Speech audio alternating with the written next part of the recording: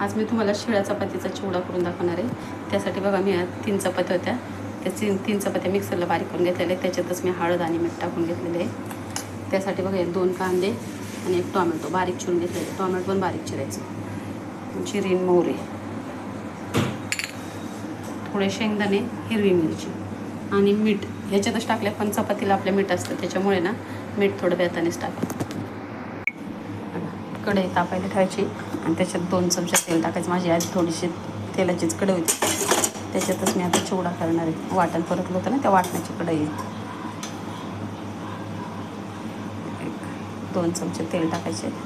या पोळी तेल चांगलं तापून द्यायचं आणि मग शेंगदाणे तळून घ्यायचे. आधी शेंगदाणे ते चपातीच्या ह्याच्यात काढून घ्यायचे. आता शेंगदाणे असे गोळे भाजले की ते त्या चपातीच्या ह्याच्यात टाकून द्यायचे, काढून घ्यायचे सगळे.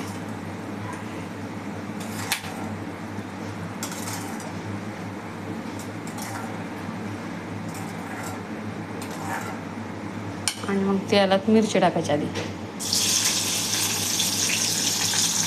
मिरची साईडला ते जिरी मोहरी पण टाकून घ्यायचं.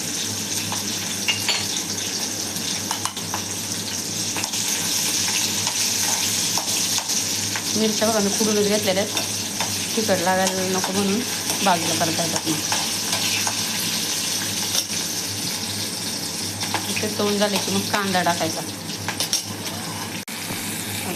कांदा टाकला,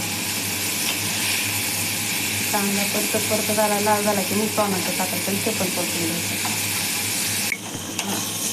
कांदा लाल झालाय, आता त्याच्यात टोमॅटो टाकून द्या.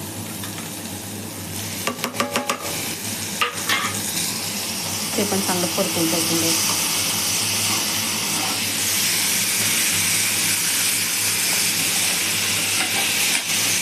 कांदा टोमॅटो दोन्ही परतले. आता आपण त्याच्यात ते चपातीचं केलेलं सुराट करून टाकून चांगलं परतून घ्यायचं.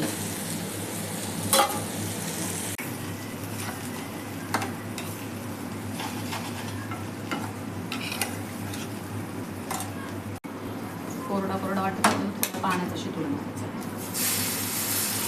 म्हणजे त्याला मऊ. आता असं झालं चिवडा. नंतर थोडी कोथिंबीर टाकायची त्याच्यावर.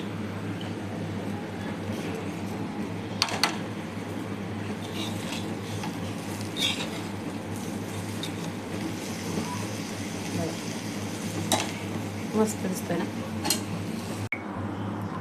चपातीचा चिवडा.